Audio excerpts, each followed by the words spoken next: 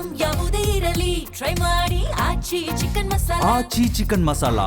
ರಸ್ತೆ ದಾಟುವಾಗ ಬೈಕ್ ಡಿಕ್ಕಿಯಾಗಿ ಯುವತಿ ಸಾವನ್ನಪ್ಪಿದ್ದಾರೆ.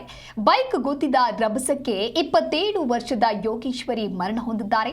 ರಾಜ್ಕುಮಾರ್ ರಸ್ತೆಯ HDFC ಬ್ಯಾಂಕ್ ಬಳಿ ಈ ಘಟನೆ ನಡೆದಿದೆ. ನಿನ್ನೆ ಮಧ್ಯಾಹ್ನ 12 ಗಂಟೆಗೆ ಒಂದು ಘಟನೆ ನಡೆದಿದೆ.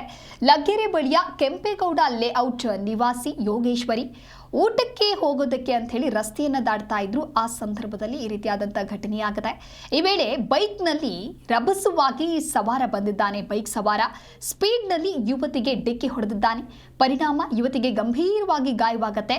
ಕೂಡಲೇ ಸುಗುಣ ಆಸ್ಪತ್ರೆಗೆ ಆಕೆಯನ್ನ ದಾಖಲಿಸಲಾಗಿತ್ತು. ಆದರೆ ಚಿಕಿತ್ಸೆ ಫಲಕಾರಿಯಾಗದೆ ಆಸ್ಪತ್ರೆಯಲ್ಲಿ ಸಾವನ್ನಪ್ಪಿದ್ದಾರೆ.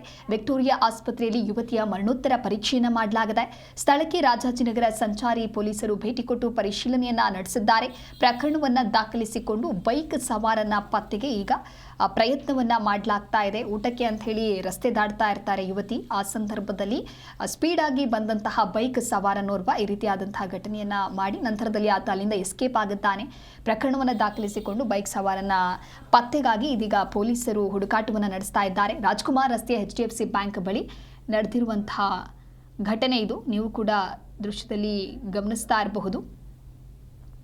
ನಿನ್ನೆ ಮಧ್ಯಾಹ್ನ 12 ಗಂಟೆಗೆ ನಡೆದಿರುವಂತಹ ಘಟನೆ ಇದು.